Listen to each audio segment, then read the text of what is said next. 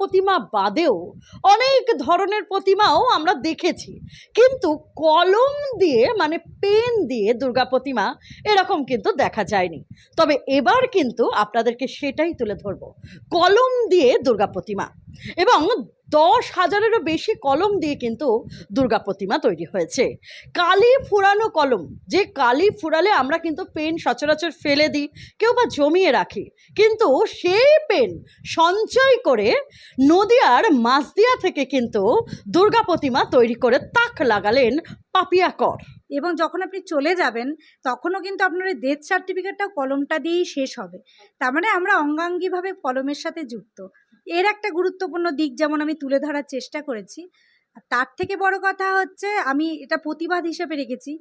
কারণ যখন গত বছর স্বপ্নদ্বীপ চলে যায় তখন আমিও তো মা, এবং আমার ছেলেটাও 3rd ইয়ারেই পড়ে, কলকাতাতেই পড়ে। আমি খুব কষ্ট পেয়েছিলাম এবং অসুস্থও হয়ে পড়েছিলাম টেনশানে, চিন্তায়, যেমন মায়েরা হয়। তখন ভেবেছিলাম আমি তো রাস্তায় নেমে সেভাবে প্রতিবাদ করতে পারছি না, আমি অসুস্থ। তাই জন্য আমি আমার কাজের মধ্যে দিয়ে যদি কোনো প্রতিবাদ আমি করতে পারি, সেই হিসাবে আমি পেনটাকে ইউজ করেছি। এবং সেই পেনটা মানে বলতে চেয়েছি যে চারিদিকটা শিক্ষিত অসুরে ভরে গেছে। এখন যত মানুষ আছে দেখবেন যত অন্যায় করছে সব কিছু শিক্ষিত অসুরকে মানে যা স্বপ্নদ্বীপ বলুন, সেখানেও শিক্ষিত সমাজ। এবং সেটা তো শুরুতে হয়েছিল, আবারও সেই একই ঘটনা।